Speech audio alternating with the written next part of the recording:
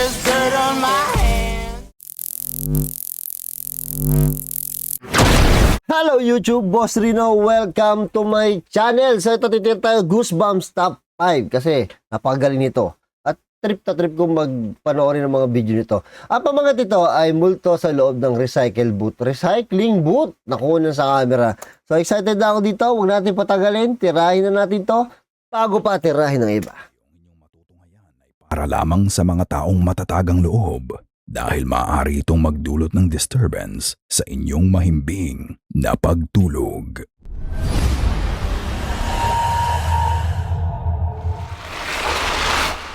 The Warehouse. Ang mapapanood Ito na, warehouse. yung lalaki ay nagtatrabaho ng panggabi sa warehouse. Lately, may mga nararamdaman siyang kakaiba tuwing nagtatrabaho May makikitang anino to. Pustahan tayo, may makikitang anino to. siya at habang tumatagal ay padalas ng padalas ang mga kakaibang nangyayari sa paligid niya. Isang gabi habang nag-ooperate siya ng crane, may napansin siyang paggalaw sa gilid ng kanyang mga mata. Pinto. At ito ang kanyang nakuha. Pinto.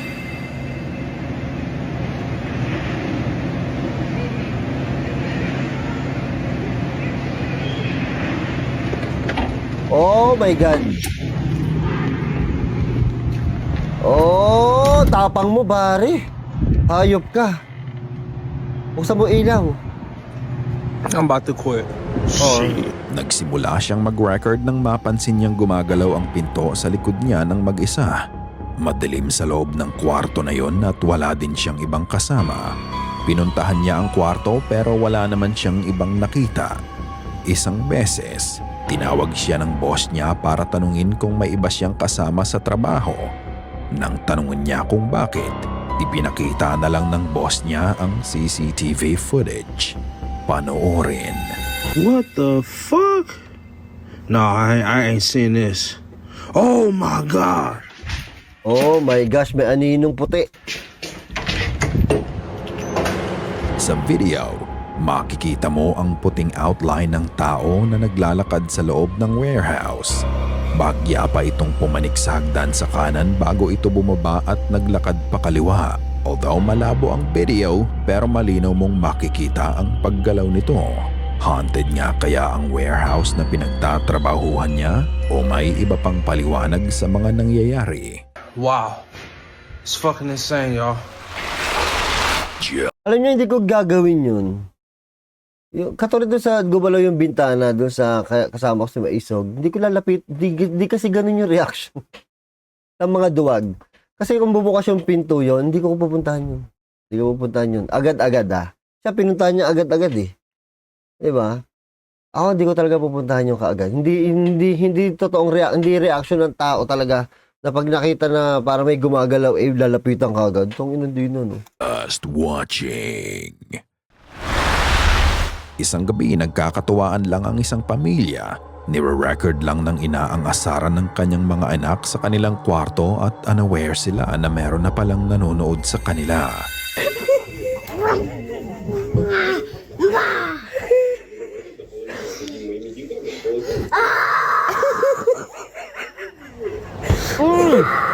Sa kabilang kwarto, malinaw mong makikita ang isang babae na may malalalim na mga mata. Takot ko eh. Maputlang balat, itim na buhok at nakasuot ng puting dress ang pinapanood sila sa kanilang ginagawa. Yan, ang creepy. Andun lang ang babae at hindi nga ito gumagalaw o kung ano pa. Sa sobrang linaw nga ng imahe ay iisipin mong may iba pa silang kasama sa kabilang kwarto. Pero hindi nila kilala kung sino to.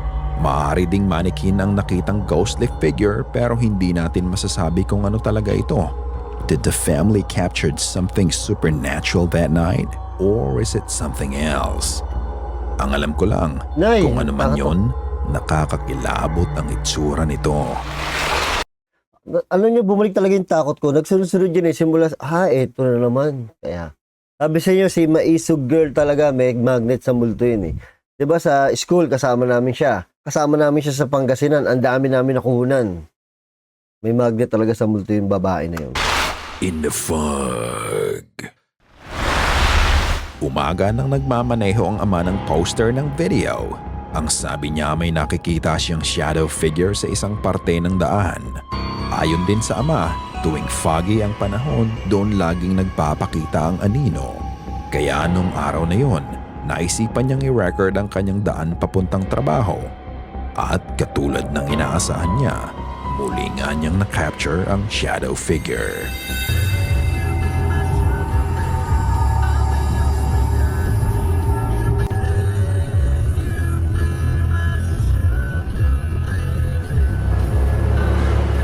Sa fog, makikita mo ang anino ng tao na parang naglalakad. Oo nga, no? Ngunit nang makalapit siya dito, ang maitim na figura ay unti-unti ding nawala. Patay ka. Hindi nga ito ang unang beses na nakita niya ang anino, ngunit ito ang unang beses na nabidyohan niya to. Meron kayang namatay sa parte ng daan na yon o may mas magandang paliwanag sa nangyayari? Hindi kaya ito ay anino lang ng road sign na tinatamaan ng ilaw kaya nagmumukha itong shadow figure sa fog? Hindi, Ikaw na ang magpasya. Minsan okay lang makakita ng multo sa kalsada kasi maiiwanan mo naman kagad di ba? Kasi lalampasan mo lang Huwag lang sasakay talaga sa sasakyan na pagtingin mo sa salamin nasa likod.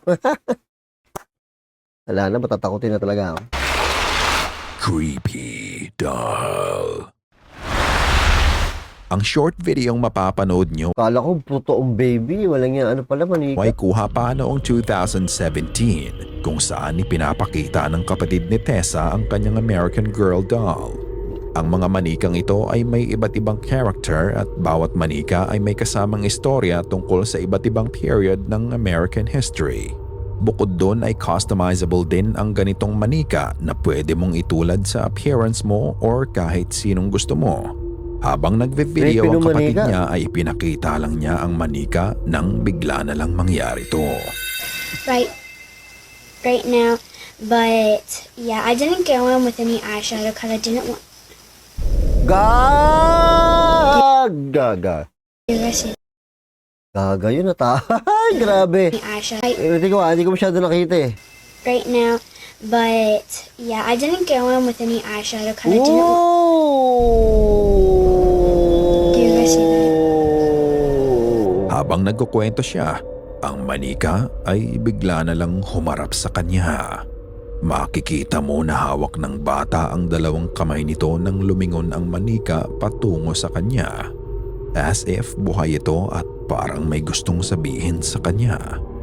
Matapos nang nangyari ay napahinto na lang ang bata at napatanong sa camera kung nakita niyo ba ang nangyari. Do you guys see that? May espiritu bang nakasanib sa manika kaya ito gumalaw ng mag-isa? Sana lang matapos mangyari ito ay dinala na niya sa labas ang manika at sinunog na lang niya. Sa akin yan, pag lumingon yung manika sa akin, hawak-hawak ko lumingon, balikin ko yung leeg nun. Oo, babilis yun, bibalikin ko agad leeg nun. Recycling booth. Sa US, may mga booth sila kung saan pwede mong iwan ang mga bagay o mga damit na hindi mo na ginagamit para i-recycle o hindi kaya ay gawing donation sa mga nangangailangan. Sa videong ito ni Stony Baloney, nagpark siya malapit sa recycling booth nang mapansin niyang may naglalabas ng mga idodonate na gamit. Two bags just popped out by themselves. Diyan may multo? Bago ito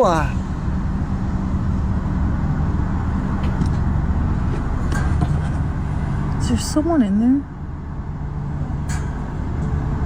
I think there's someone in there. Wala dyan.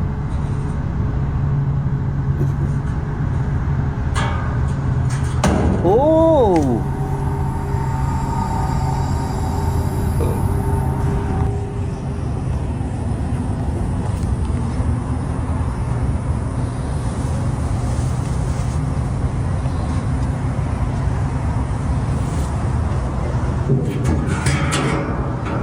Is there someone in there?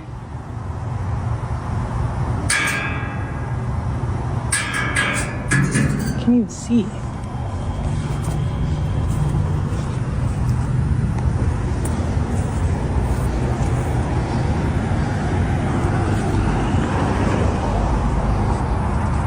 No, I don't see anyone in there. So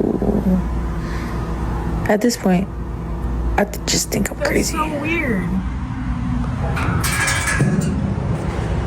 Makikita mo dito mula sa Baka parang hindi naman kasya yung tao dun.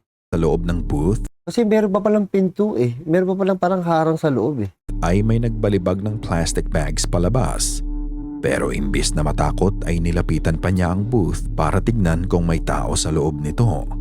Nang puntahan niya ang likod ng booth, wala kang makikitang pinto doon kaya ang tanging paraan lang para makapasok dito ay ang nakalock na maliit na pinto nito sa harapan. Ang nakakapagtaka, nang ipinakita niya ang loob ng booth ay wala ka naman ding makikitang tao sa loob nito, Wala, di which kasya makes tao the whole dyan. event more creepy, lalo na nang dahil sa nahagip ng camera.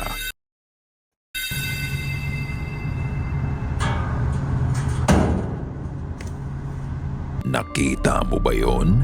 Bago nahulog ang... Nakita mo ba yon? Hindi. Bago nahulog ang plastic bag mula sa booth, makikita mo ang isang maputlang kamay ng tao. Kung wala namang tao sa booth nang puntahan niya to, then kanino kayang kamay ang nakita sa loob nito? Oh my Is God. this an elaborate hoax o meron talagang entity sa loob ng booth? Pagkalipas ng ilang araw matapos ng nangyari, makikita mo ang isang worker na kinokolekta na ang laman ng booth at ayon sa poster, ito lang ang unang beses na binuksan to matapos nung gabing may strange encounter siya dito. At dito malinaw mong makikita na ang tanging access lang para makapasok sa booth ay ang maliit na likod. pinto nito sa Oo harap. nga. Kung ganoon, Sa harap. Okay. paano mo ipapaliwanag ang kamay na nakita sa video? Ikaw na ang bahalang humusga. May nagsabi dito sa live, raccoon daw. Kaya ba ng raccoon yung ganun kalaki? Ano yung giant raccoon? The Car Radio. Isang nakakalungkot na bagay ang nangyari kay Trish nang mamatayan siya ng anak. Ay. 2 beses sa nakaraan. Naging mabigat sa kanya to at halos araw-araw niya tong dinadala.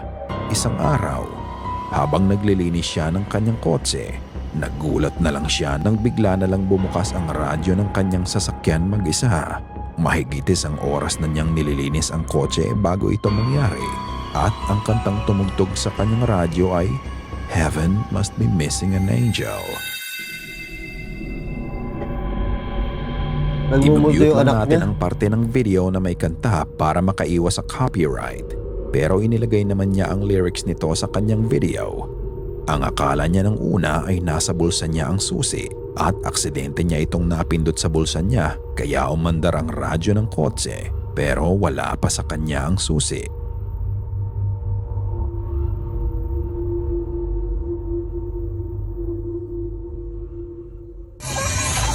Jeez.